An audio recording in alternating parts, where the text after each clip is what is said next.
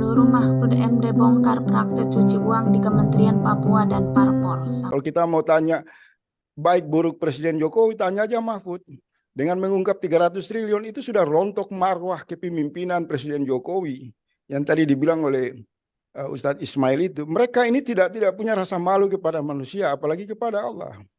Jadi orang-orang jahat yang mengelola negara, yang menimbulkan petaka-petaka yang luar biasa, kehancuran ini harus dihadapi dengan pendekatan extraordinary, pendekatan luar biasa, karena kejahatan mereka luar biasa. Kita harus keberanian, kebenaran itu juga dimunculkan dalam semangat penegakan tauhid yang lebih kuat, sehingga memantapkan hati kita bahwa kita berjihad melawan orang-orang jahat yang merugikan nasib kehidupan 275 juta orang.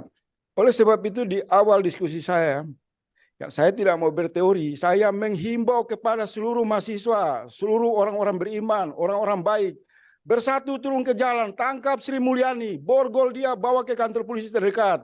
Saya tanggung jawab dengan statement saya.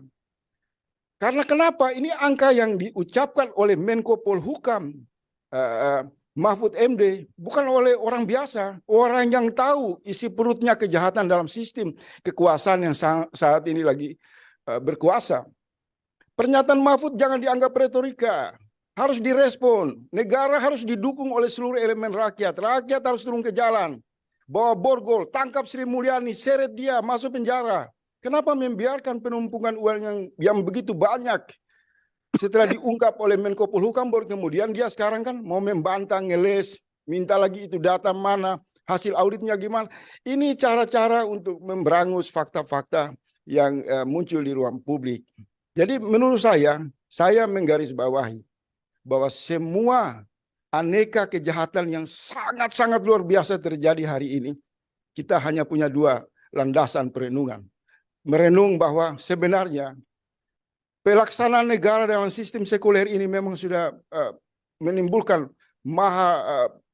daya rusak yang sangat luar biasa dan menimbulkan kutukan dari Allah Subhanahu wa taala. Karena kita mengaku orang beriman tapi kita tunduk kepada hegemoni materialisme, hedonisme.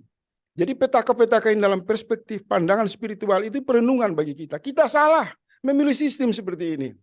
Dalam perspektif kemanusiaan, fitrah kita yang masih tersisa, di mana masih banyak orang baik di negara ini, tentara, polisi, mahasiswa, dosen, ulama, mari ayo bergandeng tangan.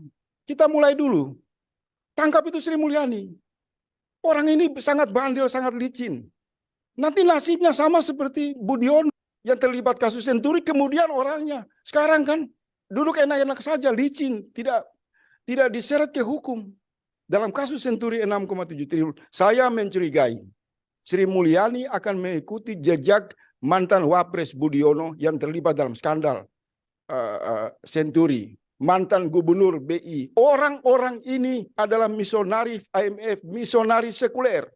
Mereka bukan sekedar penjahat, tapi menciptakan sistem kejahatan yang sangat sistematis, yang hari ini masif terjadi di mana-mana. Bayangkan satu lembaga yang sangat strategi, bisa ada kebocoran, bisa terjadi pemerasan yang dilakukan oleh oknum pajak, oknum bea cukai dengan angka yang tidak main-main, hampir 13.000 orang. Itu bencana bernegara, itu masalah serius.